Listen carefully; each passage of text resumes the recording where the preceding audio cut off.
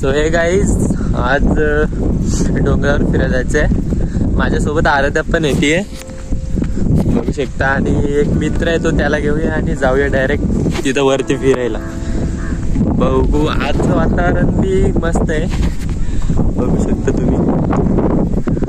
एकच नंबर दिसते आजचं वातावरण. तो जाऊया वरती. मी बोललो होतो जो मित्र येणार आहे तो मित्र आलाय.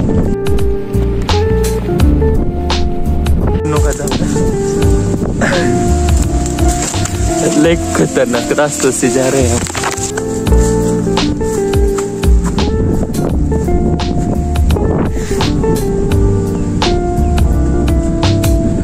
अरे ते दमून गेली.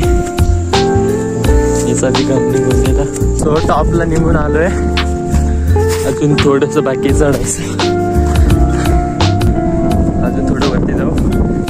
सो फायनली वर पोहोचलो.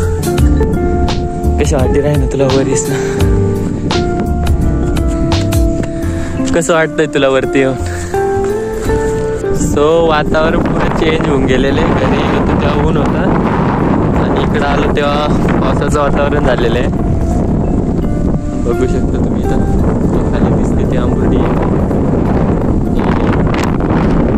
तिकडे समोर जे दिसते ते आपलं घर. वरून काही भारी व्ह्यू बघायला भेटते. सो बघूया इथं थोड्या वेळ थांबूया. पाणी येतं नाही येत बघूया. समोर तर तिकडे ऊन पडतंय. तो फायनली ऊन पडलंय. पडल्यावर काय मस्त एकदम जोराची हवा पडतीये बघू शकता. वरती आल्यानंतर काही जो व्ह्यू बघायला भेटतो एकच नंबर तुम्हाला दाखवतो. अजून थोडंसं वरती जाऊया आणि व्ह्यू म्हणजे व्ह्यू बघू शकतो. अरे ते कसं वाटतंय तुला वरती भारी वाटतंय. बघू शकता तुम्ही समोर पूर्ण क्लिअर गावं दिसत आहेत कारण आज पाऊस पूर्ण उघडलेला आहे म्हणून आज एवढं भारी व्ह्यू बघायला भेटतंय. मला आता सिनेमॅटिक मध्ये थोडेसे व्हिडिओ दाखवतो ते बघा तुम्ही.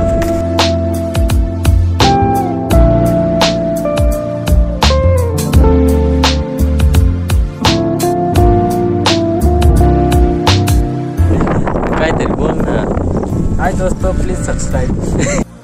तरीका है भीख मांगने का. आंघोळ नाही केली म्हणजे तू काही पोर आहे.